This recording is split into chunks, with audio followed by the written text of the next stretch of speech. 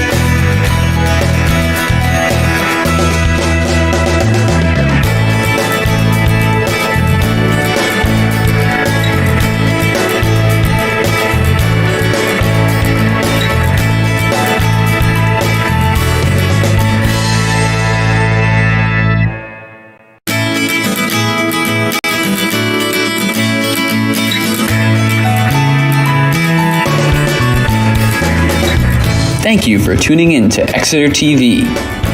The meeting will be starting shortly. While we wait, let's learn more about Exeter TV. Exeter TV is the town's public and government access channel. We'll get started here in just a second. Once I can pull up the agenda, I guess we can start with attendance. You want to start, Rob? Rob Corson, here. Peter Lennon here. Mark Layden here. And Chris Weeks here. Can you hear us, Amanda? Or is someone from Exeter TV here? Can you help us get...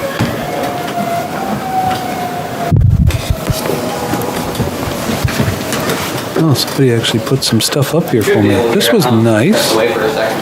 Oh, hi, Bob. I'll double check that. Oh, okay. I think we're here in fine. All right, so, does anybody want to volunteer to take the minutes tonight? I took them last time and I still haven't finished them yet. Fine, I'll do it. Oh. Why can't Peter do it? It's his last meeting. That's why. It's not, fine. You're not All I would say was, I'm not volunteering. Now, if you want to assign them to me, then Pam will have a difficult time getting them. So that might be more difficult than that'd be effective. I'll do them tonight, Mark, and because I have a feeling as we go through some of these other ones, we'll have to divvy them up. So, Okay, I mean, I don't mind because doing we've it. got other assignments here. I'm going to write that down just so I Okay. know and don't forget. Hi, everybody. Oh, Hey, Amanda. There she is.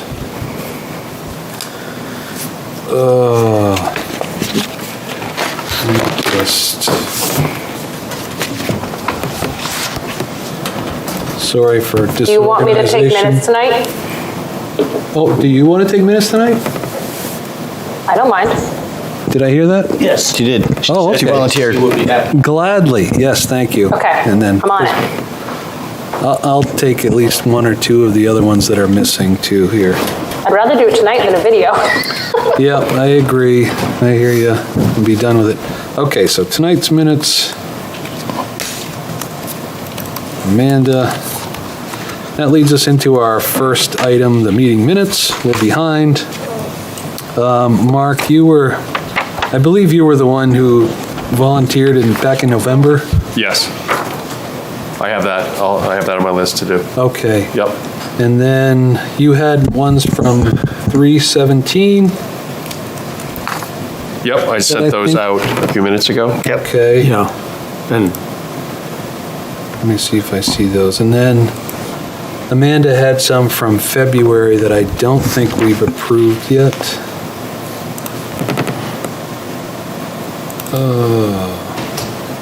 did we approve January 6th, by the way? I know it's not. Oh, yep, no If problem. it's not Got on the list, then I assume that we did. Oh, thanks. Okay. Oh, thank you. Because I didn't look at the list. I'm sorry. So, Bad. I don't know if everybody seems to have a computer except you, Peter. Sorry. Let's start with, so I'd like to review the minutes from the 2:22 meeting and the 3:17 meeting. We could, approve those and get those in, and then we'll make assignments for the rest of the, it looks like there are four others that are, oh no, Mark's got the 3:17 one, so we have three others that are unaccounted for. Let me pull up Amanda's minutes from 2:22, I believe.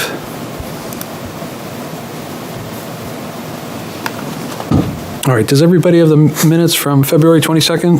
I'll look for them, by the way. Don't worry. Or you can read them on my computer too if you want to, Oh, Peter. great. The 22nd. Yeah, February Did you, 22nd. were those part of your, The They're in the package that I email. just sent, that you might have gotten, if I copied you, like, within the last week, which I think I did, Rob, and that would have the whole packet of stuff that I sent Yep. for tonight, so it should be in there.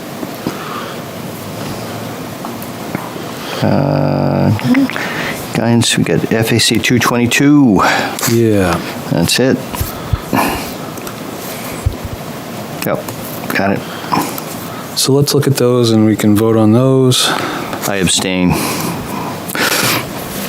You were not there, okay. I was not. Oh, and this was this was the presentation from LBA, is that what this is? Right. Yeah, that seems fine to me. Yeah. I don't have any comments on it. I don't either. Peter has no comments. Mark? No comments. All right, so do we want to Move to approve. move to approve? Second. Okay, all in favor, say aye. Aye. Aye. Aye. And Abstain. Rob will abstain. Okay, so 2:22 minutes.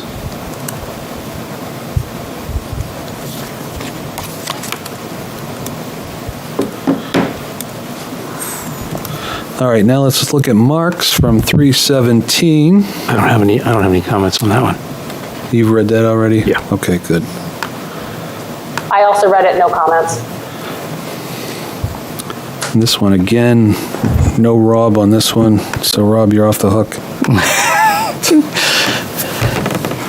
So there's no penalty for missing meetings. You actually, it's rewarding. It's a $5 penalty. Oh yes, and this one, Mark does something that the rest of us should take note of is when the meeting started and when it ended. Oh, yeah. I get asked to make sure we do Oh, that. that's nice, yeah. I don't do a good job of it. I don't think I've ever done that on our minutes, so, but going forward, let's make sure to include the start and stop times. I missed the start of this one. Can you just let me know, was it like 5:05 or 5:10? I got on at 5:10. Sure. Yeah, 5:10's fine. Thank you. We didn't really do anything before you came on. Okay. We're just saying, hey, Amanda, where are you? Okay, I have no, let me see, March 17th. View of warrant article results. Draft FCA.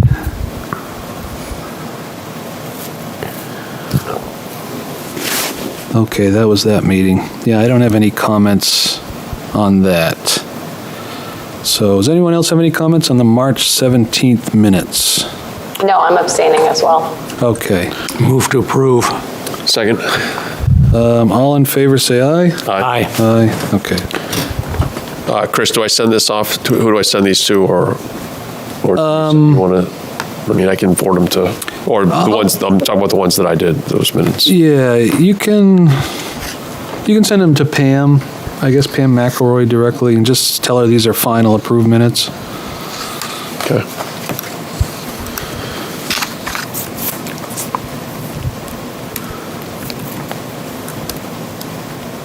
Okay, so that leaves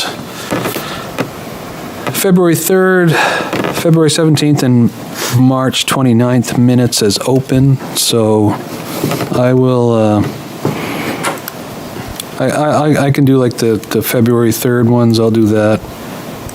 And then we have a couple others, I don't know, oh, and Rob, did you owe us from one of those days? Was one of those I you? want to say that's, and I go back, maybe the 17th, or we just do the, February 17th? Yep, I believe that's,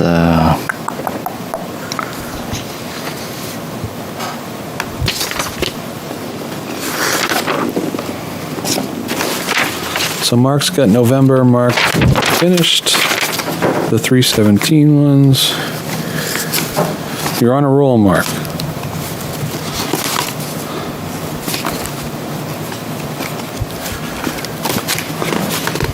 Yeah, I don't know that 329 meeting, Rob, I don't know if that was the one you volunteered, or I do have the, you have those? no, Or they're on your list? I have the 329. Okay.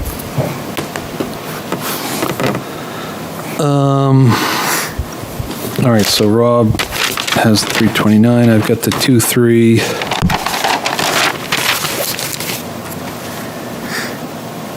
Mark or Amanda, anybody want to volunteer for February 17th? Yeah, I'll confirm. I have another set of notes.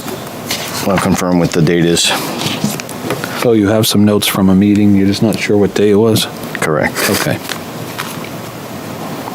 It's on the agenda.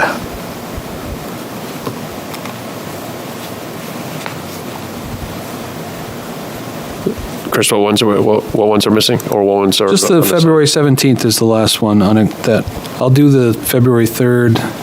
Rob's got the 329, and then there's you completed the 317 one, so that's Yep. all done. And then we just have the 217.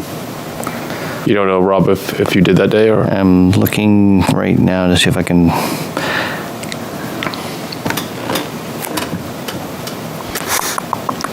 Life was much better when we had a dedicated minutes taker.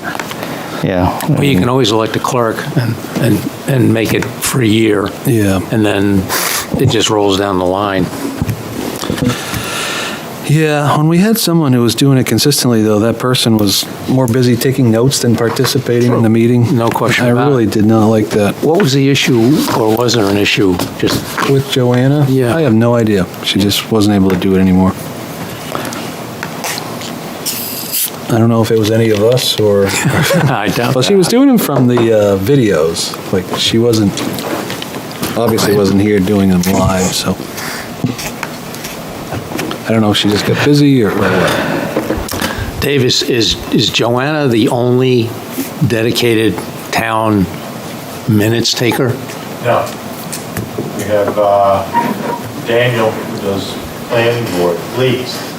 I don't know what he does. I know of at least two. Does he have, does he have any time in his schedule? I mean, the planning board is pretty heavy.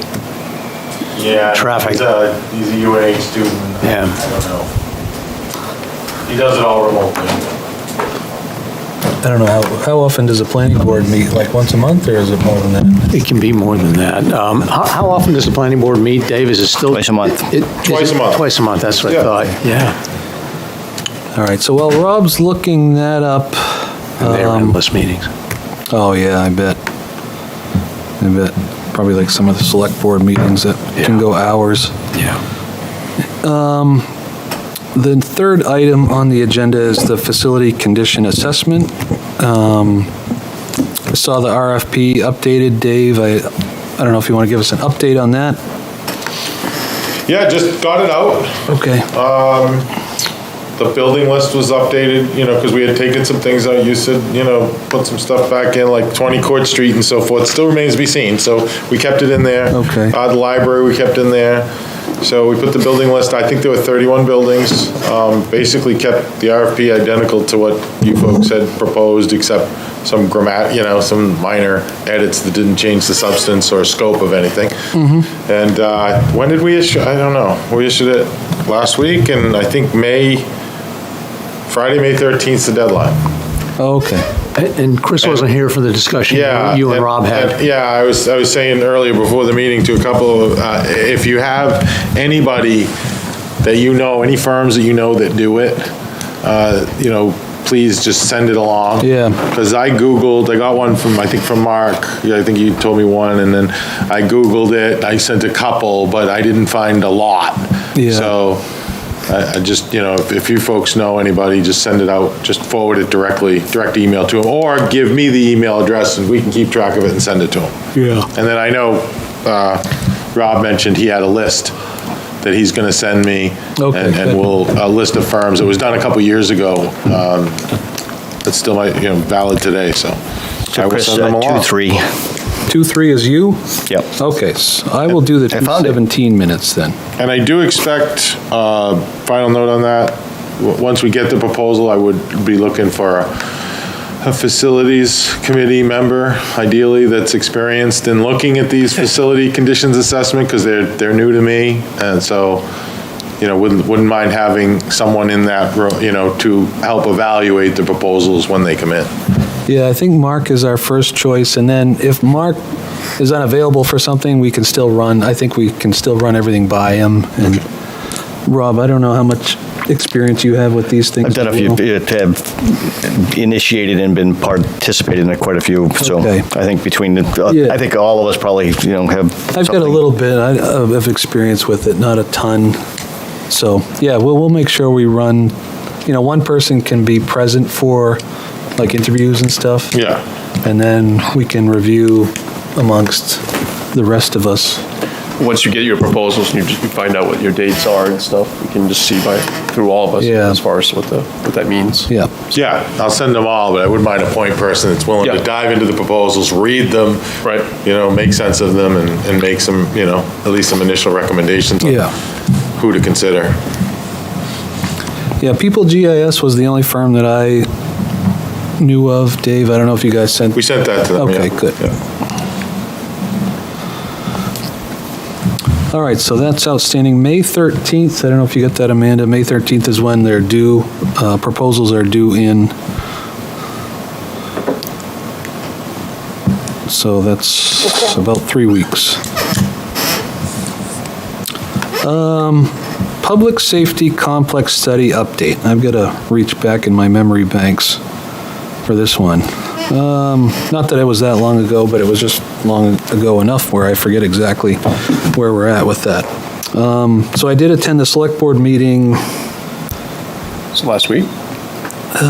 Was it just last week? Yeah. I feel like it was Last too. Monday? You were there, Dave. You Feels longer. it was- I watched it. I think it was Oh, like, yeah. you had a I thought planning it was the meeting last Monday Thursday. before had to have last. been at least a couple weeks ago. I think it was A week ago? like a week and a half ago, like Monday. Yeah. Not this past Monday, but. Yeah, last week. That's all? Yeah. I think, I don't, actually, you know what? Honestly, I It's on Monday, because you told me about it on Thursday at the planning board meeting. That's why I remember I think it was Monday. it was at the 11th. Yeah, it's 21st, 10 days ago. Wow. All right, that feels like forever ago to me. But anyway, so, yeah, I was at the meeting. Dave, you were at that meeting as well. Dave, I think you were seeking guidance on the potential for the Court Street property, to kind of, I guess, come to a quick decision on that, whether to move forward with that or not. And so I guess the big picture is the select board, at this point, elected not to look at that site as a potential for the police department. Yeah, I mean, that just drops out of the analysis, right? It's a dead issue. Yeah. And I told them the reason why we put it in there was we weren't sure if people, if a majority of people wanted the police downtown or not, so we wanted to at least look at it. But But they made their decision. I think it's not going to happen, yeah. Yeah, I mean, no votes were taken, and they did, they didn't take a vote, but I Right. tend to agree with you that they seemed very skeptical, and they're like, they didn't want to raise 3 buildings and relocate Meals on Wheels and the senior center, because they were originally going to go with rec onto the 2020 proposal, but the existing facility that they purchased at 10 Hampton Road can't house them, so, and just for a variety of reasons, the old high school, and they seemed very hesitant, but they did mention the May 4th public forum, and, let's see, but, They clearly didn't seem to, they were not sensitive to whether or not people would want the police station to stay downtown.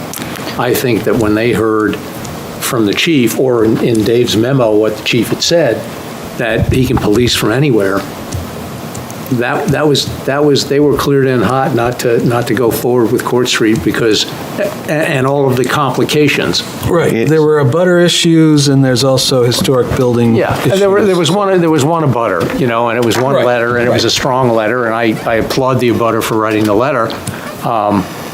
I guess I would have suggested, okay, that's one letter, let's see what happens in the process and see where I the would body of agree. I people mean, is. now you're really down to only one option. Ultimately, one option. It seems a little bit short-sighted to sit there in a feasibility and kind of a study phase that you would actually, cut it down to basically a single property located on Epping Road, and it doesn't really leave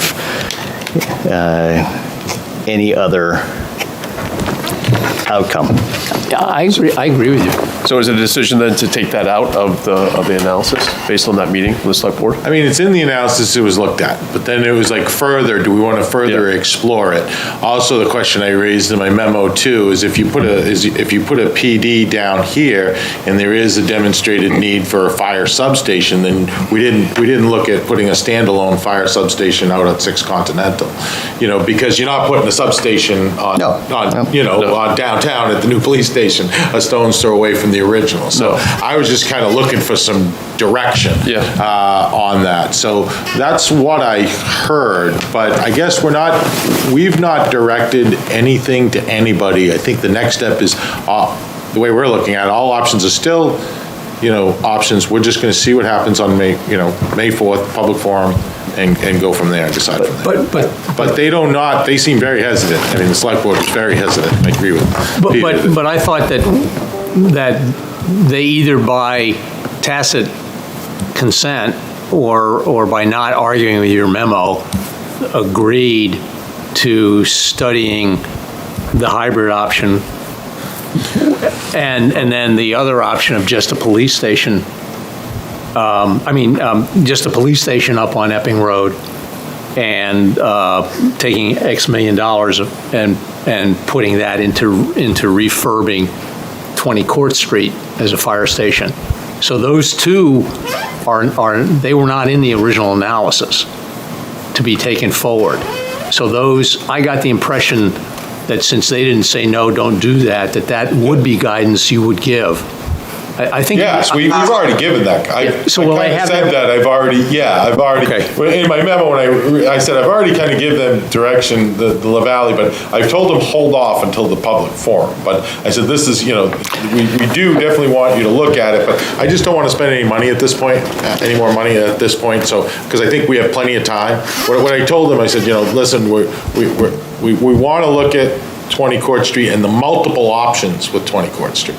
In order to make an informed decision about what 20 Court Street is, we need to have multiple options examined. Ones include your hybrids, your hybrid version, they already looked at the 10,000 square foot addition, tearing a portion of the building off, leaving 7, adding 10. They've looked at tearing it all down and putting a new building, but then we're instructed them, say, look at the programming.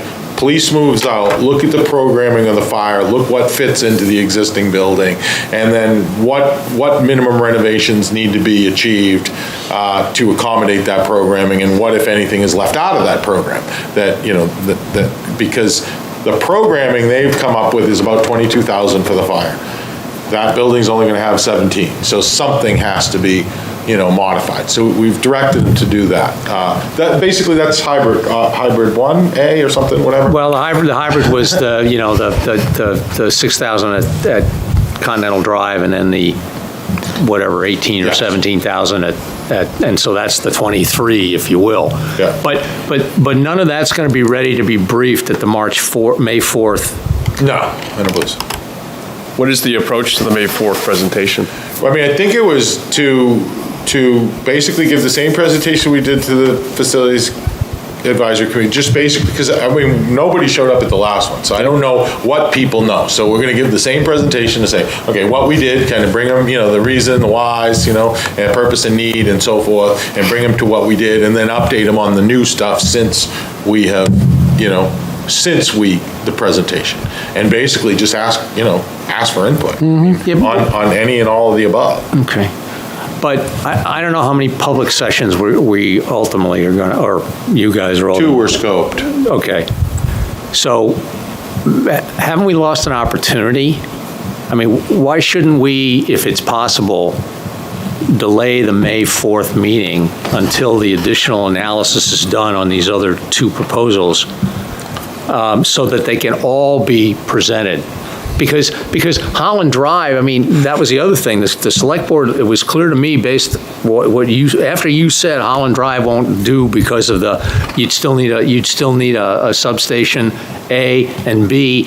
There's a conflict with a surface water treatment plant. I didn't hear anybody there say, oh no, we got to have Holland Drive.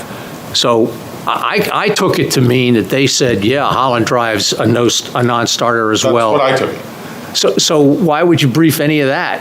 Well, Because we want to just tell them the options we went over. Yeah. They might not know. So, Yeah. I mean, it's just basically telling them what we did. That's Okay. really what it is. All right. So let's figure out, what is the goal of the first public session? Is the goal to go back, like you said, over the assessment, and what is our outcome that we want? Do we want people to, because right now, ultimately, we have the same two sites. We have, Continental Drive and we have downtown.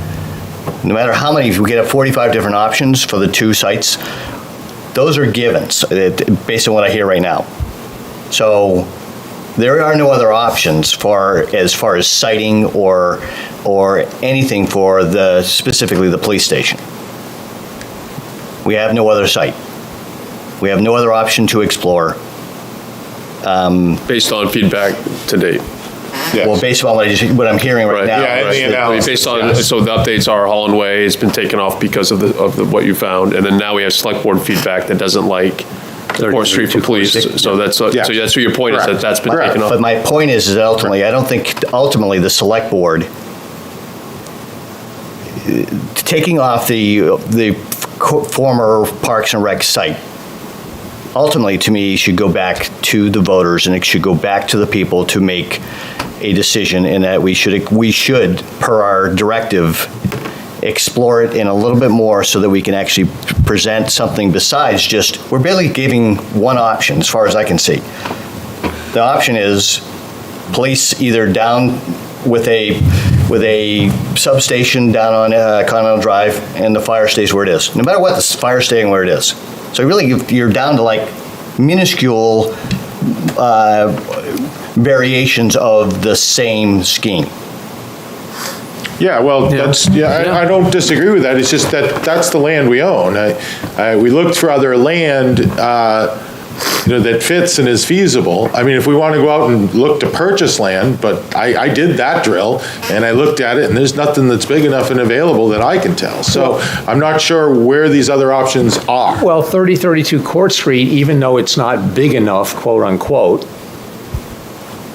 the question I think Rob's raising, and I agree with him, should we not have that as an option for the police station as a downtown presence? Now, we understand the select board doesn't like it, and we understand the abutter doesn't like it, and we don't know about the rest of the abutters. And LBA either. And LBA neither, but again, LBA's been told these are the needs. Or the chief. And the question becomes, what can you put in there? And what percent of the needs can be met from that? And make a value judgment from that point.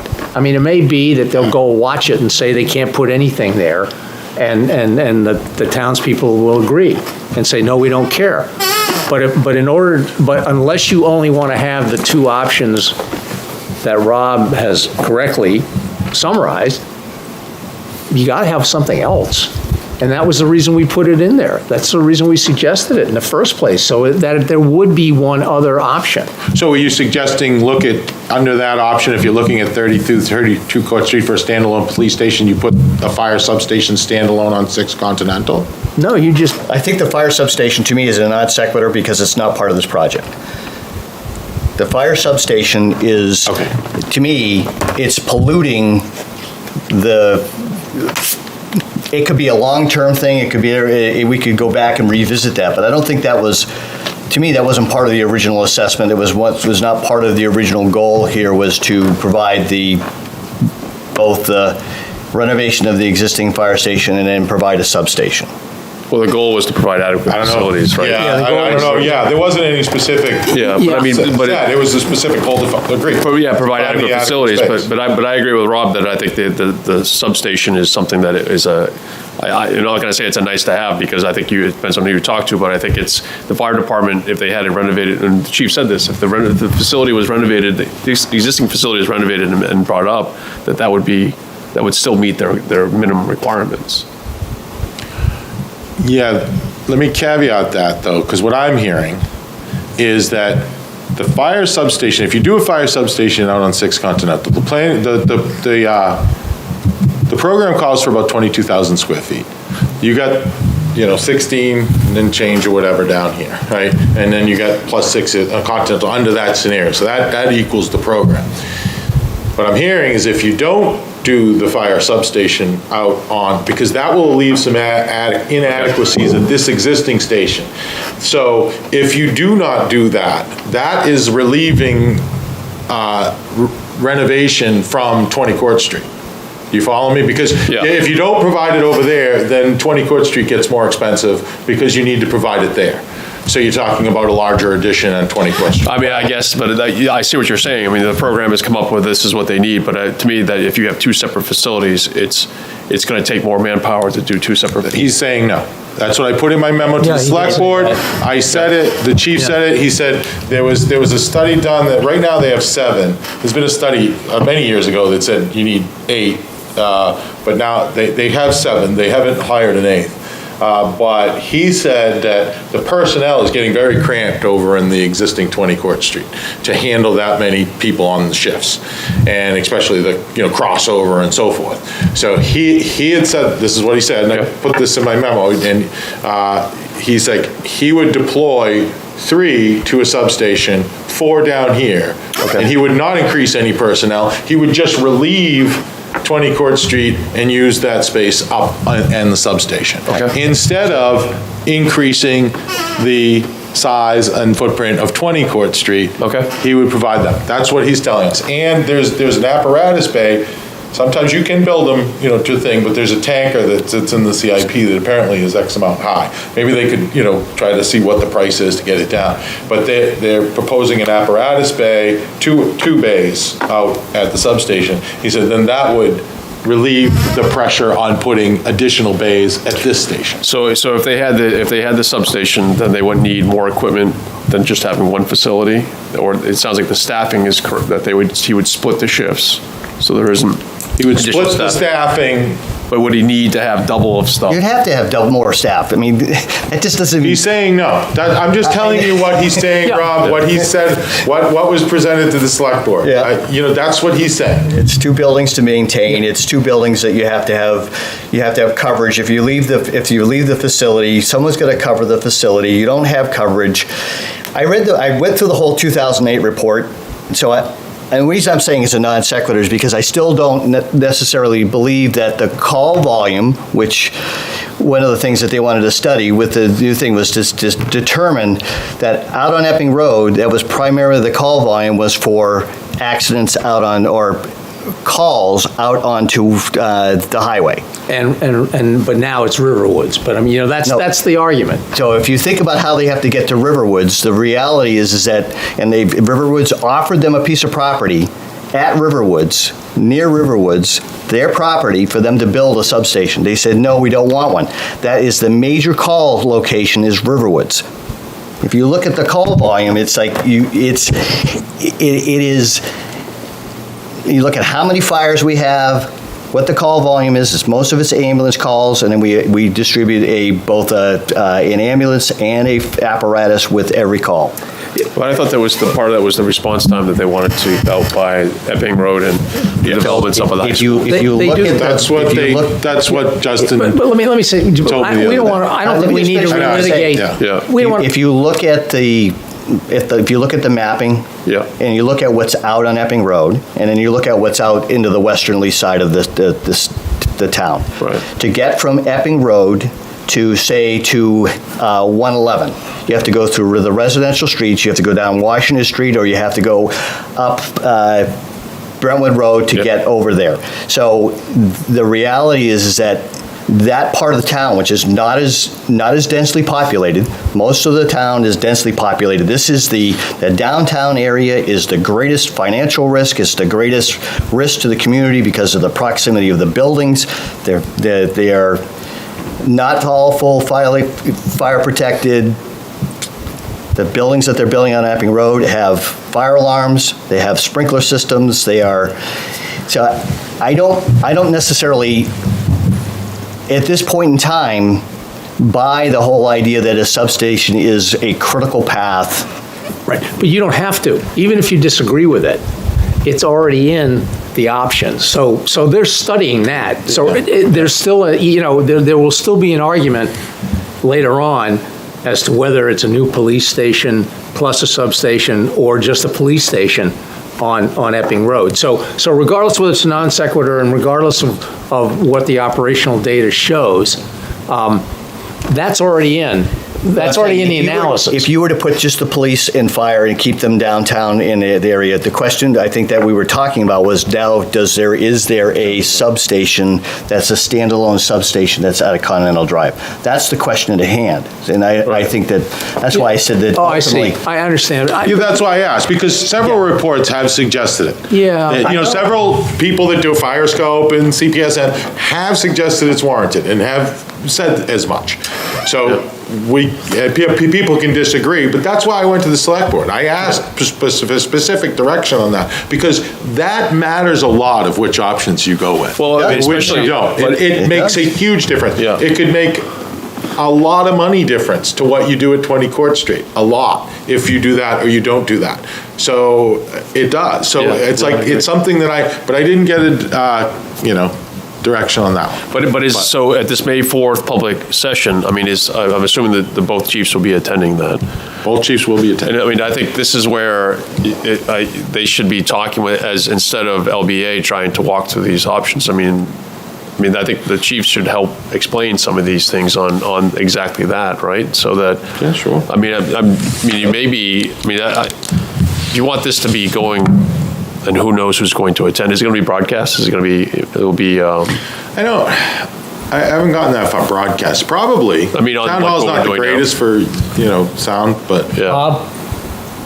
We can ask Bob. Right. Well, only because, I think that these things aren't being spun around because... That's the plan, at least. All right, that's the plan, I heard. Yeah. That's good. I mean, it's because of what we're talking about. The public should hear that, hear from Chief Wilking that if he doesn't get a substation on Epping Road, that he needs 22,000 square feet at 20 Court Street. If he has a substation, then he can live with 17,000 or 18,000, whatever the number was. But the issue about 6,000 new and 22,000 or 16,000. Right. So what the numbers are, but he should be explaining to the public that exactly what you just told us. I don't need additional staff. I don't need additional equipment. Yeah. Is I can split this so that the cost of new construction is probably going to be cheaper than it is to renovate and add on to the existing structure. So right, but you're absolutely right. But part of what Rob's saying, I think, is that the non-option of a fire station at 6 Continental Drive, that's not anywhere. In the three options in all of the three options, there's this, except for Holland, well, no, even Holland Way, there's a fire substation at 6 Continental Drive. So there's no, unless we get them to study just the police station, in other words, the option that the facilities committee suggested, as, even though I disagree with it, we decided to study it, and that is just the police station and the $2 million of refurb at 20 Court Street. That's nowhere. They're not going to hear any of that. So they're not going to hear any of that on May 4th. They're not going to hear that argument on May 4th unless Rob goes there and discusses and starts saying there's no point. We shouldn't even be talking about the 6 Continental Drive as anything more than a police station. We've broken it out. We've broken it out because you requested to break it out. Yeah, you broke it out by numbers. By numbers. With or without. What else do you break it out as? Okay. I guess. I don't. Okay. I guess we can I haven't seen that break. Okay, if you've broken that out, that's fine. Okay. Yeah. This one thing I said in my memo to the select board, which I've been doing, most of your stuff I am working on getting. I am addressing most of it. I haven't given it to you. Yeah. But all the lists, the two things that I went for the select board are the things that, I needed direction because it really dictates where we go in the future, and they are the governing body and will be the arbiter what moves forward to the voters or not. So I needed to hear from them on a couple of issues. That's why I went. But most of those items are being addressed, and I will get it to you when we're done. when I'm done with that. Are you going to see a draft presentation from LBA for the? Yeah, we're meeting tomorrow. Okay. Morning, and we're scheduled for a Zoom call for an hour, Yep. hour and 15 minutes or so, and we're going over exactly. And I've got your notes here. Yeah, but I mean, to Rob's point, like, what do you want out of this? And but I think it's going to have to be, so, I mean, especially the select board has already started to provide feedback to what you need, the direction. But so, I mean, what are you looking for the outcome of the public meeting? I don't know, because I don't dictate what the public input's going to be. I mean, No, but what are your expectations? I would like to get public feedback on anything they deem as they would like us to hear about the public safety facilities. Right. And ideally that input could help us, create a better plan in the future. Right. But I do public forums a lot. Sometimes, you get, 20 out of 16,000 people in town show up and okay, and hopefully you get some good, valuable input that can help. But I don't know if I have any, Yeah, but you're only going to get input on what you show and what you why should pause we and wait? ask them for. exactly, right? the option. That's why I went over all the options and says, well, Yeah. you really should look at, that's why I Yeah. want to tell them everything we've done so far and then comment on any of it. Yeah. Okay. That's basically what I'm hopeful. I mean, Yeah. I don't know. I haven't heard much about this project, and I don't know how controversial. I don't know. I don't know what the It's only going to be participation's going to be. Yeah, it's only going to be controversial after people figure it's a $21 million project. No, seriously. I mean, but why shouldn't we? Well, let's not say prices yet. So No, I understand. we But don't know why what- shouldn't we what it's gonna delay? Why shouldn't we delay the public meeting to add the other two options that the facilities committee came up with, and have LBA do more analysis on those, so they also can be presented, because they're more alive, if you will, than Holland Way. And so briefing Holland Way is just a waste of time. Well, I don't have your letter in front of me, but I believe it was time of the essence of the public forum, and we should have Yeah, had it. I understand that. We should have had it 2 months ago. We and now did. you say, We let's have said it 2 months later. we said So- that. Yeah, but if you'd asked me, Dave, we said that. Okay. But if it's not going to be meaningful feedback from the public because they're not going to hear about other options that may be more or less palatable to them, then just briefing the What are LBA these? options. What are we talking about Well, we're specifically? talking about the police station without the fire station, specifically that option. Okay. And then 30 or the hybrid one, which is the police station and the fire substation, and then minimal at 20 Court Street.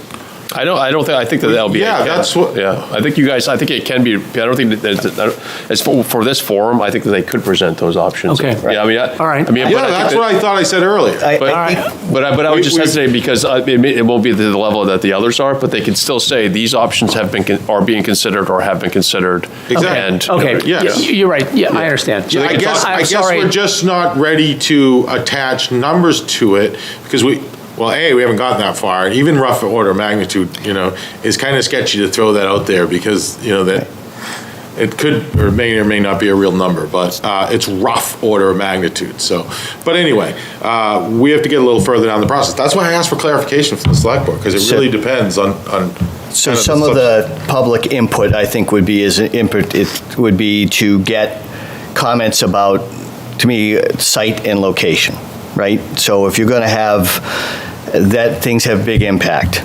So even though we're talking about, an example is one of the things that came up when they were looking at Epping Road last time was, again, how are they going to get from Epping Road? They're going to go down Washington Street, and you're going to have neighborhoods who are going to be not so keen on having police and fire, because if it's the only way you're going to get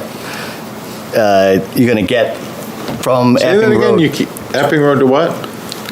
Epping So if Road they go to from Continental Riverwood, Drive- Epping Road to Yeah. everything that's on. Yeah, we should have the chiefs come in on that because I don't know where. 11, but if you look at this, is that the greatest amount of residential and area that's covered on the west side of town, right?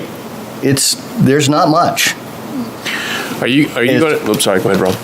No, I'm looking at the map right now, and if you can you'll see it very quickly. Yeah. You're looking at the CPSM heat maps where they say all the responses? No, I'm looking at the map Right. of our community. Yeah, as you head towards This is Epic Brentwood, Road, it and gets this is pretty spare. Yeah. There's really nothing, there's nothing out here. So here's your site right here. Most of your development in this town is here. Riverwoods is out here.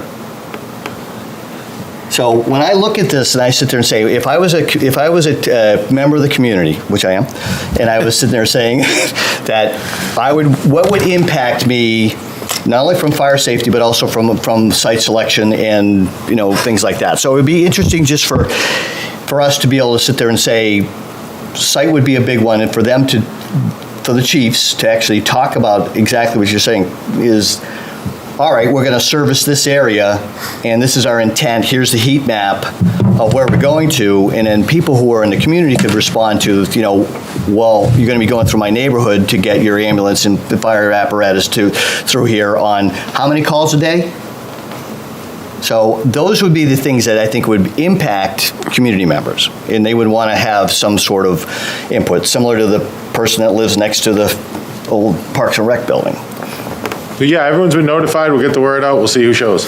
I mean, I gave press release to Exeter newsletter telling them about it. We put it on our website. We put it on Channel 22. Told you folks to spread the word to try to get, everyone to show. So hopefully people will show and provide us input. I think it's a conversation more for the chiefs, the chief and the deputy chief to come and respond to that, because I'm not as familiar. I mean, they tell me, just to know, we've added 600 residential units on Epping Road, from 80 Epping Road to the highway, right near this substation. Yep. So in the last 5 years, so that's about 1,000 residents in theory that we've added there. So it's a lot of developments going out there. And their position was too, that they told me, was the northern part of town, although dense and less dense and rural, a lot of rural, they have issues with the train tracks, and that's mentioned in the studies too, because there was one fatal where they had to go. Justin was saying, you had to wait at the train tracks. They cannot get over the Park Street Bridge. There's Park Street that goes overland. That is not structurally sound for them to go. They will not go over that. DOT is actually in conversations with us about, because they own it, and it's in pretty rough shape. So they have to go out to 101 and go up the highway and get off exit 9 to get to the northern part of town. And they said that actually they don't usually do that because it's better to wait for a train. So they believe, and I'm just responding. They believe that this provides better service to the community, as backed up by a couple studies. But I think if we're going to get into that conversation about that, not really about, it's connected to facilities, but it's a lot of operational.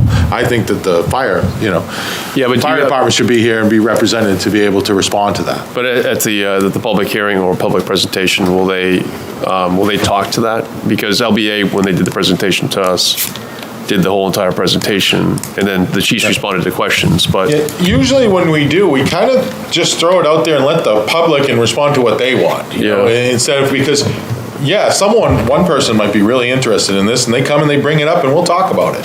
But some things we bring up, maybe no one wants to talk about it, and why do we bring it up? I mean, I know, but it's also for public record, though, too. I think, as you know, when they talk about the program for police and program for fire, and if this 22,000 square foot program, whatever it is critical to the fire department, and it's either at one location or split by two.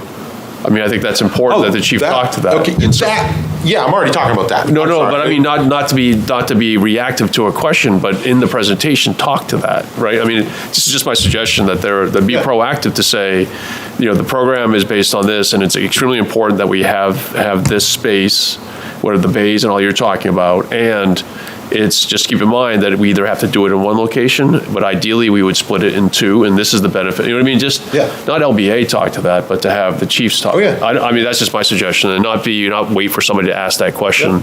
Yeah, we had that. That's the same thing we had the select board. The fire chief was here. He spoke to that. Okay, I didn't watch that, so maybe we'll try to. That's just going to take a few minutes for people to hear. I wasn't thinking that. I already wrote that down. And getting into specifics, travel routes, and so I don't know which one's to pick. No, which yeah, but I one's don't, not. I mean, he could keep it at a high level and just say, and people will have to trust his word, but I think that then it's something that people can go back and watch too, right? And I don't know, that's just Okay. something to think about Yeah. as far as how. I'll have them, goes. I mean, I'm kind of coordinating, Yeah, no, I know, thing, yeah. so what they want to, say and do, but I will advise them to watch this meeting like they always do, and we'll Yeah. go from there, so.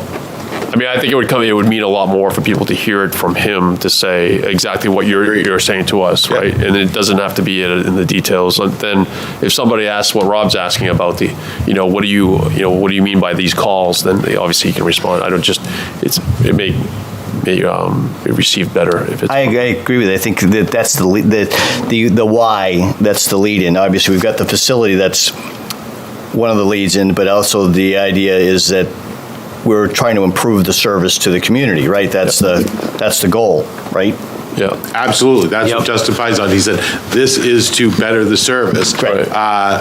to the community. That's why we're doing this. That's why we're doing it. And I think Yes. the issue is that the facilities are a means to the end. They're not what we're really talking about. What we're doing is saying that they can facilitate a much better, response to what the community needs. And I think that's why I think it would be a good, almost a good lead-in to the whole thing, is to really focus on that need. Right. I mean, the facility should support the program and not drive the program, right? Yep. So, and that then sometimes happens that you have too small of a facility, and that only allows you to have this. When I say program, it's the operations of the fire response. That's how we're approaching it. Right, exactly. So, I mean, but to me, Yeah. that's where it's important to say that this is why the chief can say, because, that it may be, you may kill two birds with one stone, right? As far as if he has the two locations, it saves money at the existing facility, gets him a substation, and for the town, if they buy off on, yes, the fire department needs this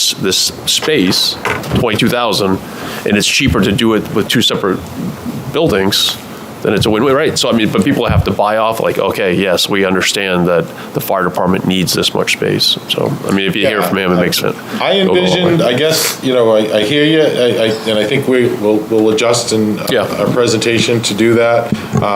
We didn't want to get too far down the road before we got the first public forum, and we have a second one. So, Yep. when we've chosen a path at that point, and we go back and say, this is what we kind of the one we're worth pursuing, then we will obviously color it in and justify.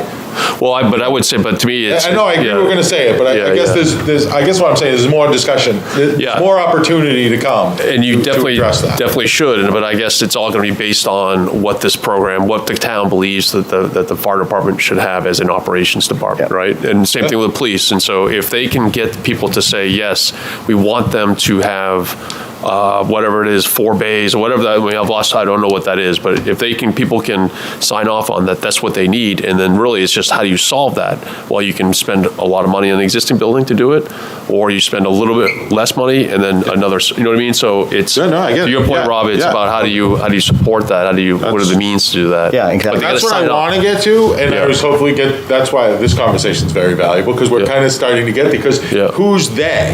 They, I consider, is the Facilities Advisory Committee, is the Select Board, is the Budget Committee, and ultimately the voters. But we don't know what the voters are going to say. I can predict, people can predict, that won't pass, that'll pass. I have no idea. I don't know what the voters will do. Right. We have to look at it from the police chief, fire chief, operationally, this committee, the people that are in on this, and we need to make a decision on the best path forward and hopefully get everyone to agree. That's not always possible, but that's what we're going for. But if you get people That's to where we're agree, trying to go. and I think you've gotten people to agree that have watched that the existing facilities is inadequate, right? That's the first step. Yes, we got. And then I it's think we about, got okay, that. so what should the fire department operations and police look like, right? We know that it's expanded to what it can be. So then you get people to sign off on that. Then it's about how much money do people want to spend, and that's where you don't know. But if you can at least get them to understand that they need a bigger space, then it's just how do they want to support that more space, right? So how do we get there with you folks? You being they. As far as Like accepting the program. you've got the space needs assessment, you've got the studies, you've heard what additional information, because we're talking about this right now, and there seems to be different opinions whether that space is needed or not. So how do we get there? What information can I provide you to make that decision? I'll speak for myself, just because I would say that for me, it's showing the existing to the proposed. Yeah, exactly. That's, to me, is the biggest help to say, okay, they have this, so their operations has this much square footage and all these different categories, what is needed. Parking was a big one that. I am almost done with that. I mean, to me, I am almost done with that. Yeah, and then that's a little trickier than you think. 'Cause No, I know. You go in there and you're like, okay, a copy room. They don't have a copy room. They have a copy room slid into the hallway. So Sure. is it like, you have to walk around. So is that you're going to get a lot of zeros. Which is fine, because that shows that. That's existing. But that's, you're going to get a lot of zeros. Yeah, but then you just need to say, well, you didn't have it now, do you need it in the future? No, understood. Right, Understood. so I mean, but yeah, you And don't. what I can tell you is we are going through that drill double time. We did it with the police station, and we're doing it with the fire. We haven't done it with fire yet. But we went through every piece, every line item on square footage.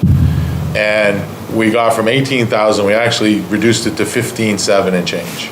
Wow, that's great. So we went through it with Chief Pool and LBA, and then questioned every line item. That's awesome. Okay, wait a minute, we found a records, a records window for police, and they also had a records window for the public. Like, wait a minute, we don't need those separate. They were 60 square feet, granted, Right. wasn't a lot. Hey, but 60 square feet. But it's 60 square feet, so we're confident Today's that prices, that's like $600,000, so I'm just joking. 60, yeah, exactly, right now. Yeah. Well, that's a whole other story, but we're. But I think you should talk to that at the president. I mean, people should hear that this is the amount of work that you guys have done to this, that you're not just throwing a dart against the walls. Oh, no, Talk to that. You guys should, I mean, that's really good to hear that you've done Yeah, that. that's a great thing to hear. I know, it's hard saying something without we haven't finalized it Yeah. Sure. yet, so it's like, hot off, I got this morning, so this new, and we did it in the last couple of weeks, so we got to be careful, we don't want to be I mean, I hear you, that's why I said it, but I was like, we'll figure it. But you guys, you have to, I mean, it's good that this gets recorded, that people have to hear that you are doing this. This is what people have asking you to do, is to. We've asked you to do that. Yeah, right. I mean, I think it's great that, and you've saved a little bit. I mean, every little square footage will add up, right? That's great. I don't know whether anybody's looked at, on the site analysis, resilience, susceptibility to flooding, loss of connectivity. So, not at this stage, because there was still multiple options and multiple sites, so. Especially at this point where you really, one of the things I also see about, and I'm not going to keep harping on this, but Epping Road does have some flooding issues and some other issues as far as it has washed over that in the last 20 years. You've got obviously some things that are going on. So just at some point, they probably should do some level of resiliency as we go forward in our world, which is, whether people believe it or not, weather does affect things. And then you look at how services, they could potentially, in that case, they would have to go out and about and over around or something like that. That's in the scope, I believe. It should be. It was one of the items. Resiliency is within the scope. Yeah. It's just that, I guess the age-old question is when do you pull the trigger on that? When you have, 7 different options, do you do it on all different options? But then, because you remember, this is the way I see it, I don't think anything's set in stone until, the voters vote on it, right? So if we're just conscious of money, like say, okay, let's, all right, this is what we think is the best option that we want to spend some more research in. That doesn't mean that that's going to be the option that goes to voters. Yeah. So we can go down that resilience and say, whoa, all right, we didn't find, like Holland Way, we find this conflict with the thing that just doesn't work. So now we have to back up and go, in a different direction. I just want to be conscious. I guess I'm telling you, I just want to be conscious about, where we spend the dollars and when we spend them. So that's absolutely in the scope, and we plan to do that. Got it. And I know are you gonna put any numbers in, any budget numbers in for the projects? I mean, is that? For when? For May 4th. Well, we have people want to talk about it. It's a rough order of magnitude. Right. But it's changed a little bit on the PD. Because of the. But we haven't asked for updated, Okay. things on it, but it'll definitely be less because it's less square footage, obviously. I think it's important to make the point about how you would phase the funding to try to deal with the sticker shock. Not to get people to ignore the sticker shock, but if it's truly going to be a phased, budget stream, if you will, then people ought to know that. And they may not like to hear that it's going to be, 10 million this year and 5 million this year and I'm making this up. Yeah. But to be fair to the police and fire department and to you guys, you should say that if that's the way you're going to budget for it. Well, I think I was pretty clear if it was all like option one, or option two, the options that were selected by LBA, those would be split. Those would be, it would be, the Six Continent, or the Holland Way, but that we found out about those issues. And then Court Street, not in one article. That was made clear to me by the town manager. However, these option 1A hybrids, these hybrid options, depending on what the number is, it may not warrant being split. Sure. We might decide as a community, not we, meaning me, Right. Yeah. whoever makes those decisions, budget committee, ultimately select board and so forth, they might put one warrant article with one item for X amount to cover both places. I guess it depends on what we kind of pursue and. Well, I think you should say that. If that's where we are in terms of the dollars, at May 4th, I think you should explain it that way. I don't mind. I'm just saying it just so now people on have TV, so I'll say it. No, but I mean, just so people have an understanding that it could be one warrant article or it could be phased, and then they can make their own value judgment as to whether or not they like either of those ways of funding it.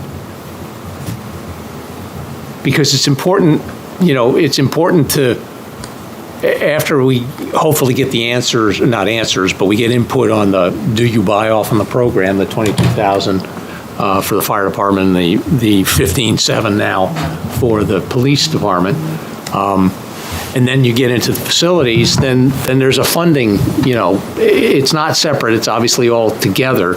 But you also don't want people to be so upset about the funding or not understand enough about how the funding is going to be handled to reflexively reject the whole thing just because of that, so that they don't have sticker shock if they don't.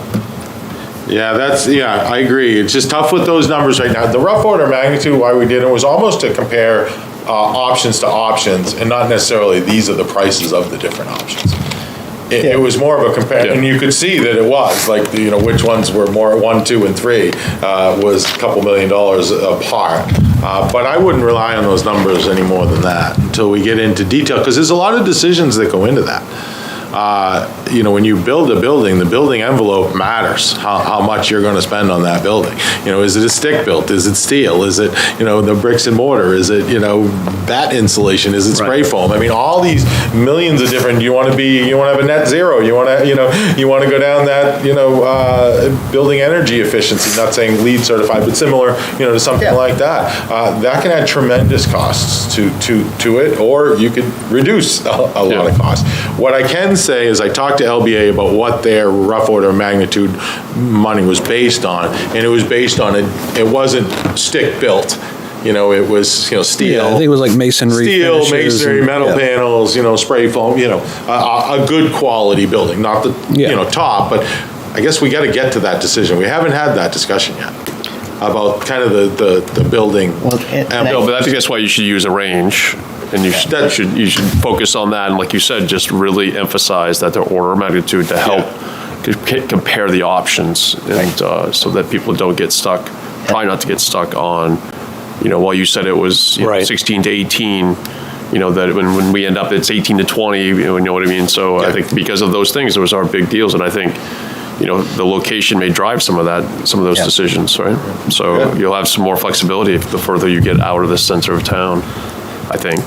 And you also figure that this first meeting ultimately is the planting of the seed, right? So this is really the why, and maybe the next meeting is much more focused. You start to give a little bit of the how, but the reality is that we were focused on in this one is the why, and then the next part of it, because as you said, we're really going to be down to fairly limited options, so it really becomes the how for when you get to the second meeting. And then you can start talking about exactly that. What level of construction is this? And like when we get to close and we get better numbers, then we can say, okay, this, we need to get here, and then you got to make some decisions about those specifics that we haven't even gotten to yet. All right. But I agree. We'll give it a try. I mean, I know there's not a lot of site options, but there's a lot of options within the sites. So. All right, we've expended a lot of time on this, which is good. It definitely merits it. It helped me, thank you. Yeah, no, I mean, that's huge. And one other item on this topic is just the MRI reports that Dave sent around 2 or 3 weeks ago. I don't know if you all had a chance to receive those, and take a look at them if you get a chance. It's, you got them, right? Yeah. Oh, okay. Yep. Yeah, no, I mean, there was some interesting information in there, and, there's quite a case. After reading it, after skimming it, I should say, I didn't read it in depth, but, just doing kind of surface treatment to the 20 Court Street for the fire department doesn't sound like a very viable option once you review all the deficiencies that they point out in that report. So as we move forward in the process, it'll be interesting to see what the deficiencies are, and how we work through the feasibility study to address those. It was interesting. So And whether the chief, if he's willing to live with the deficiencies, how prudent should the town be in disagreeing with that? And I'm not making a bad judgment on that, because again, we don't want this building. We want this building to be good and viable for years. Right. I mean, a lot of years. One of the things that the public could be very interested in, like the bays don't accommodate a very big truck, and they've had incidences where the trucks back into the bays, causing tens of thousands of dollars of damage. So, I mean, that's very much under the purview of the public to comment on, I think. So there's things like that going on, not just, having a extra 100 square feet for gear and stuff like that. It's things that affect their operations. Oh, right. And then you'd like to think the chief is going to be driven by that. Yeah. As to what he can live with or not. Yeah. So, I mean, those are interesting. Take a look at them if you get a chance. There's a lot of good information in there. I would assume that those will be touched on at the public meeting in some fashion. Public meeting in May, so feel free to attend. I don't know if anybody's planning to attend at this point. What time is it on May 4th? Do we know? I don't know. May 4th is a Wednesday. It looks like we're scheduled, our next meeting is scheduled for Thursday, the Thursday after that meeting. So I'll try to make it. Is it in the evening, Dave? Do you remember what time it is? 6 p.m. It's at 6, yeah. Okay. Well, I thought I posted it on the early Facebook enough, group. but not too late. That's usually get some people out, but we'll see. Yeah. Is LBA putting together a presentation, or is it? It's a both of us. Well, I already had a PowerPoint that we're going to use. We're going to talk about that tomorrow. I'm going to give the why, the need, the purpose, and the need. That kind of thing. The same thing I gave to you folks, because I'm thinking the people that showed up maybe not watch that meeting. I'm assuming they haven't, and that meeting or the select board. So I'm going to give the kind of the spiel that I gave you folks with a little bit of addition and some coloring in of what you said tonight, and we'll go from there. I think a couple of other kind of comparative stats that would be kind of interesting for people is when this station that we currently have public safety complex was built, how many staff members were there? How many apparatus were there? How many, what was the size of the community at the time? And so people get a quick glimpse of, this was how many years ago? That's exactly. Were you at my presentation? No. Did you? Okay. So you weren't there. You just described one of my slides. Oh, did it? Yeah, it increased, staffing increased by about 65%, Yeah. went from like 44 to 78. Yeah. And then population was 11,000. It added about 5,000 people, or about Yeah, I think 45%.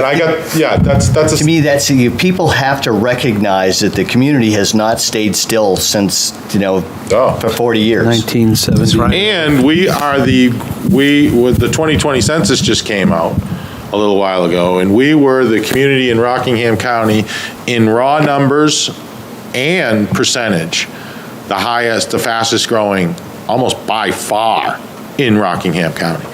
In 2010, we had 14,000 and change, or right around 14, don't quote me on the number, 14. And then we were over 16 in 2020. We added 1,780 people thereabouts in that 10-year span. The second closest city or town in Rockingham County was Portsmouth, and they added 1,100. Really? So we added 11% population in the last 10 years. Yeah, so I think so you're right. I'm glad you're doing that, because I think that's a really good way for people to recognize that, things are not static. I'm sure you dealt with this. My whole thing when I was at the hospital was, oh, we just built that building. I said, well, we built it 20 years ago. Yeah. They're like, oh, you really? 20? We just built it, though. No, 20 years ago. Yeah, but I'm doing that now, and I've been there for 16, right? It's like, you feel like the building's new and it's 16 years old, whatever. Yeah. So, but is there also, with those numbers, did you have numbers about just the growth in businesses, and is there a way to capture that? I mean, you have the residential numbers, but I mean, it seems like there's a lot more, maybe not. I mean, just a lot of. Yeah, there are. That's a good point.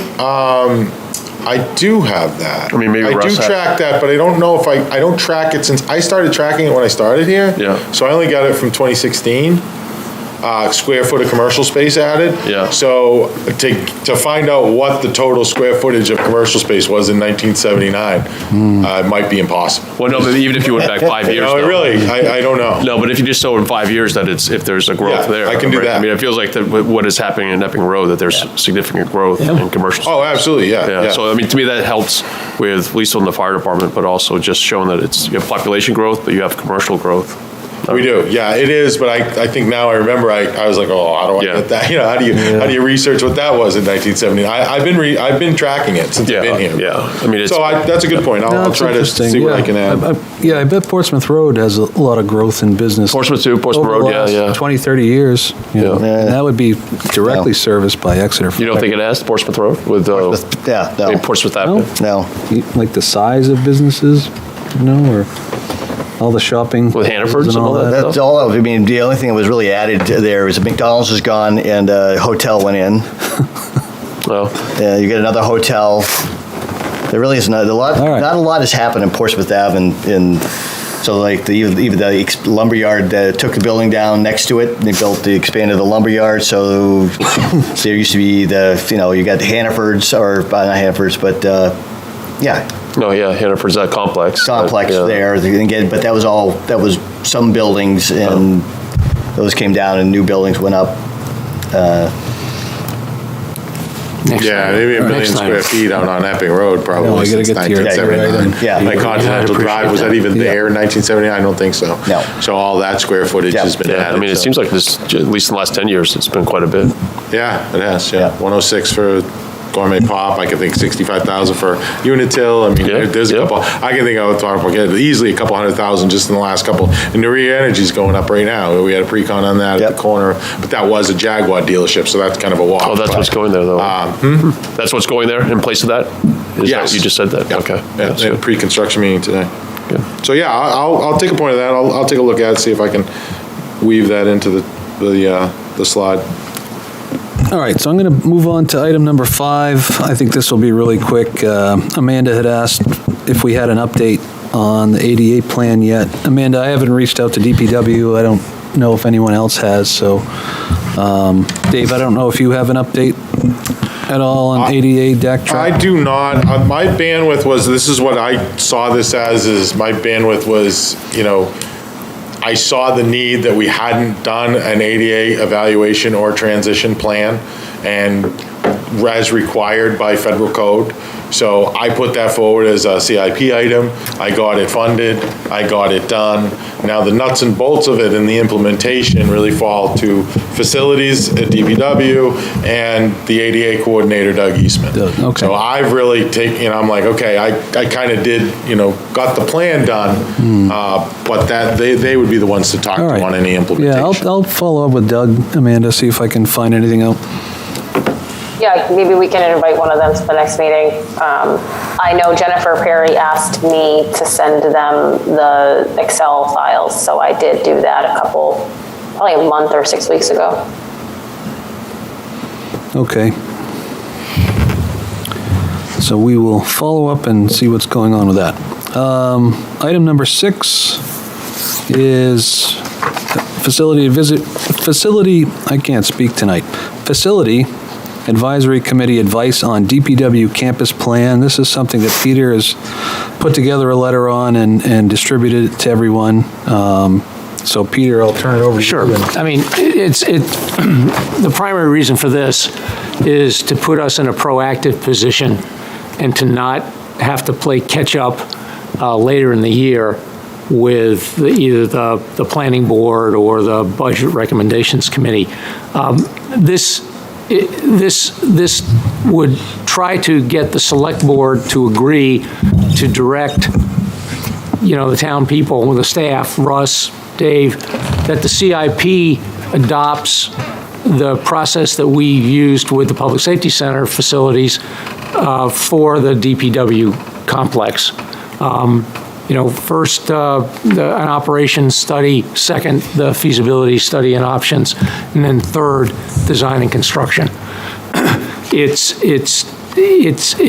at the beginning of the budget process as opposed to at the end. And if we agree, as we did, that the process we had a great deal to do with creating for the public work or for the fire department and police department facilities is the way to go for major construction in the town, then it seems that it should be applied directly to the DPW complex, especially considering there's so many unanswered questions that we seem to be having trouble getting answered. And so this would provide, I believe, a better answer the next time the project goes before the town to get funded. So that's the whole point of the letter and the point paper is to take it to the select board to say, let's do it the right way this time. And it would lay out a sequence of funding years, if you will, and activity years that hopefully would deconflict it with the public safety facilities. But it would lay out a deliberative set of steps that would get this project underway, hopefully in the way we think and are comfortable with how they should approach the project, as opposed to what's been done so far. Right. And obviously, we've talked about this in significant time, and I think this is great, Peter, that you're basically summarized the information, and I think we're, at least as far as I'm concerned, I think we still support the idea that it's a nice process to follow to understand the operations and then how those operations affect the facility needs to support those operations, and that helps lay it out and supports that something needs to be done.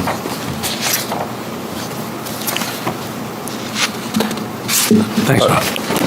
I agree too, Peter. Just a question, at the bottom of the second page, you outlined, looks like what proposed options, but in FY23 to do that, which I agree with that step, but it's too late for FY23, right? FY23 is next year? Starting January 1st? Now. I know, but it's starting January 1st. Oh, wait. Yeah, but it's Oh, right, no, sorry. It's the first year of the new CIP. Right, so it would be in the CIP process this summer for. Yep. Right, Okay. the whole point is to get it into the CIP process in the way we think is the most prudent way to get the project going. I see. Yeah. Starting with this CIP that Dave's going to be creating with the town departments this summer. Well, yeah, we already issued the directive.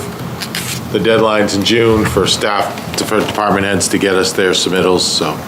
Yeah, and this letter is intended to have the select board tell you what the submittals should be for the DPW complex. And it shouldn't require a $50,000 independent study for the operations and deployment and staffing analysis for the DPW.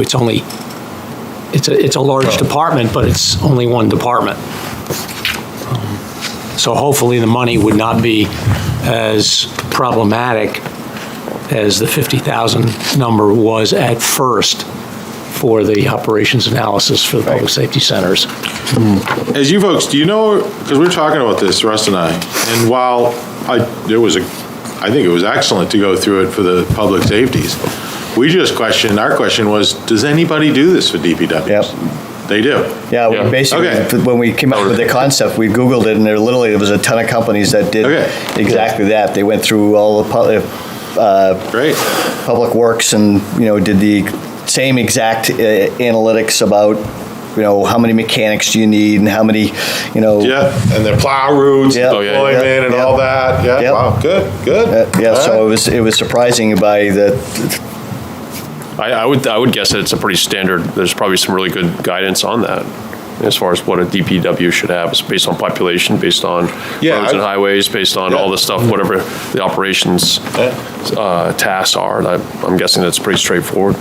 Yeah, we were just like, who does that? Because we're more familiar with, the doing it, and I see it done in police and fire all the time.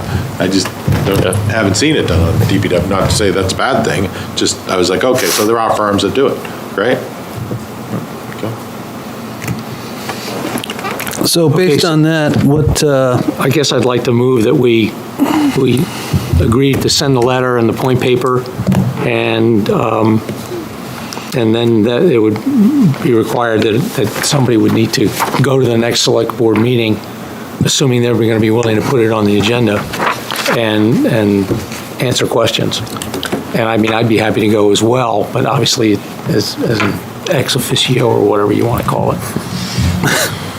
yeah, I'd like to go through the letter. I don't think I don't want to send it as is. I think there's some things I want to go through and edit. Okay. So I'm not ready to sign off on it tonight. I don't know if everybody else is or not. I mean, I agree in principle with what Peter's saying. I think that it's summarizing what we've said. I mean, if you want to. And I'm not going to push for a vote, if you haven't had a chance to take a look at it. And you think I've looked at it enough. Yeah, there's some things I might want to. That's fine. Modify a little bit, but I just hope that at some point in the near future, you guys do it so that you, in whatever form, so that you get it to the select board so they can, if they agree, get it to Dave and Russ so that they can change the CIP or to make sure it's in the CIP. As a courtesy, should we send a draft to Jennifer Perry? Or even just, she probably knows what our position is because we've talked to her before in the past about it. yeah, I think she does. But yeah, it might not hurt to. We're advisory committee, so that she can be prepared for it. We'll obviously probably copy her. I don't know if you have her copied on this. Right. My attitude is, for what it's worth, that she works for Russ, and Russ works for the select board. And if Russ decides to ask her opinion on our proposal, then he can do it. Yep. But you guys are going to have to continue to work with her, and so if you want to send it. Yeah. I'm not going to. I don't think there's anything that's new here that we haven't already talked to her about. I think it's just, we don't need to have her provide a response back to her, but so maybe just copying her on the final letters. Yeah, whatever you guys do, obviously, yeah.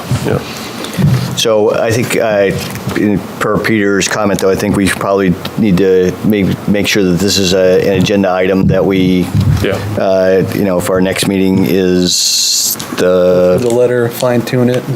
Yeah, I think that would be, because time is of the essence to really go through it and get it out there, and then so that it does end up on the queue for the June timeframe, and knowing that, there'll probably be a lot of competing interests for resources in 2023, so. Yeah, especially if a public safety facility comes up on the 2023 ballot, which is the intent at this point. So, all right, so we'll look at it at the next meeting and. Yeah, and I'll just say, I'll share this with Jennifer, because, there is a couple paths here. Either the select board says, yeah, this is the way we want to do it, or they think that's a good idea and just put it in the CIP that way. Yeah. So there's so let me, I'll talk to, because it could be a moot point, if you will. Jen's like, hey, yeah, that sounds like a great plan. I'll put that in the CIP, then there's no need to go to the select board. Right, no need for paperwork. No, that. Let me talk to her on, yeah. Yeah, I'd be interested on this operations study that we just talked about. If that's not. That's something I want to talk about a little more in depth. Well, I think we all. Yeah, I was just going to say, but it may not be that costly of a process that they could maybe do this year with their operating dollars that they already have. Okay. So if they see them, you know what I mean? So that may be something that you could initiate if it's through, maybe there's grant money or something that's through the state. Yeah. Support it. But, Okay. But to your point, maybe that's something they could take on now and get it off. All right, we're a little past the end of the meeting, so we'll adjourn in just a second, but I think we can all say a few words of thanks to Peter for his service on the committee over the last couple of years. We've enjoyed having you, even though you've been a pain in the butt at times. But you always bring a fresh perspective. And as I've always said, the old saying is if everybody is thinking the same way, there's not a lot of thinking going on. So I appreciate that you always challenge that and force us to think in other ways as well. So we'll miss you, and there'll be an open seat if you reconsider. So with that, I'd just like to say thanks. And if anybody else wants to say anything to Peter, please do. I thought part of the requirement for him to leave was he has to bring in a recruit, so I don't see any recruit. I have not forgotten about that. I have my neighbor, my new neighbor is, I believe, the facilities director for the VA facility in Manchester. Oh. But he's literally been in Exeter for 2 or 3 months. So I thought I'd at least let him get a little settled before I walked across the way and say, guess what? How would you like to do? No, I have a piece of paper here for you. Yeah. Sign this. Yeah, right. We'll submit this for you. He's a retired Coast Guard, and then has been working for the VA, but he's also worked for other federal agencies, I believe. That'd be It seems like a very solid guy. Very familiar with the municipal process. Yeah, he seems like a really solid guy. Again, I haven't talked to him about, any of this in particular. Yeah, pass on his info. But I will. When you're comfortable with it. Yeah, I definitely will. I haven't hit him up. Maybe better for him to join before he really gets an idea of the town of Exeter, right? Have him join the, true. Or before what our committee has been doing. So. Well, I will pitch it to him as an opportunity. Yeah, no, I think that's great. I think it's part. obviously echoing what Chris has said is obviously the discussions are lively and represent multiple points. So I think that's it's important to have everybody represented for whatever their view is. So I think we need to make sure we get to screen the next one to make sure that they're not uniform, right? For the rest of us. Absolutely. Well, let me just say thank you, Paul. I want to thank all of you for, you guys have been a great team. And I thank you for, even when we disagreed, I thank you for considering what I said and cooperating. And you've always listened, and that's all I can ask for as any one individual member of the committee. Dave, I want to thank you as well, because for all your support to me as well as to the FAC. It's been invaluable. I think that all you four are just a great asset to the community, and I think the community is incredibly lucky to have you on this committee, Amanda, Rob, Chris, Mark, and I just hope that they understand that and realize that. And I'm sorry to leave, but it's time. And I'll just look forward to seeing what you guys do in the future, because I know it's going to be great for all of you. We'll be calling for volunteers. Yeah, you're Peter. getting out right Thank when you. things are really getting Don't busy, Peter. Peter, so. Not on just this, you've been, just since I got here, first met you on the budget committee. The first year, went through a few years of that. Your comments have always, and insight has always been invaluable. Has resulted in, I think, better projects and better outcomes, so much appreciated. Absolutely. Thank you. Much better conversations for sure. Yeah. Much better Thank you all. Yeah, absolutely. Thank you. And you're Peter, getting thank out you right for when things are welcoming getting busy. me. Oh, Go for it, Amanda. I was just say, Peter, thank you. You really welcomed me onto the committee right when I started and filled me in and made me, really aware of everything and how it worked and what we were doing, and always answering my questions, being my seatmate. So thank you for all your help along the way. And thank you for- miss having you to ask my quiet side questions too when I am missing a piece of paper. Happy to do it. Thank you. Thank you. All right, with that, motion to adjourn. Second. All in favor? Aye. Aye. Bye. Thank you. Thank Oh, you should have let Peter do the gavel. Oh.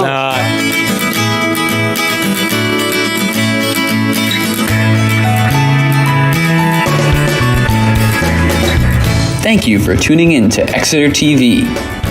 Exeter TV is the town's public and government access channels, available on Comcast channels 98 and 22. Channel 98 is your channel. If you have an idea for a program, want to host your own talk show, or submit a film, we're here to get your content on television. On Channel 22, we bring you live and replay coverage of government meetings and other town updates. A third channel, Blue Hawk Media, is operated by SAU 16 and can be found on Channel 13, with all your school sports, events, and meetings. You can watch Exeter TV online at exeternh.tv, Apple TV, and on Roku. Find us on social media for extra content. Subscribe to our YouTube channel and hit the bell to get notified about live streams and new content. Tune in to our platforms every other Friday to watch the Exeter Biweekly Report, with recaps of recent events, updates from town departments, and messages from nonprofits in your area. If you head to our website, exeternh.tv, we invite you to sign up to our newsletter to receive monthly updates about new content, upcoming meetings, and more. We'd like to thank you for taking the time to watch Exeter TV and hope that you tune in to our other content as well.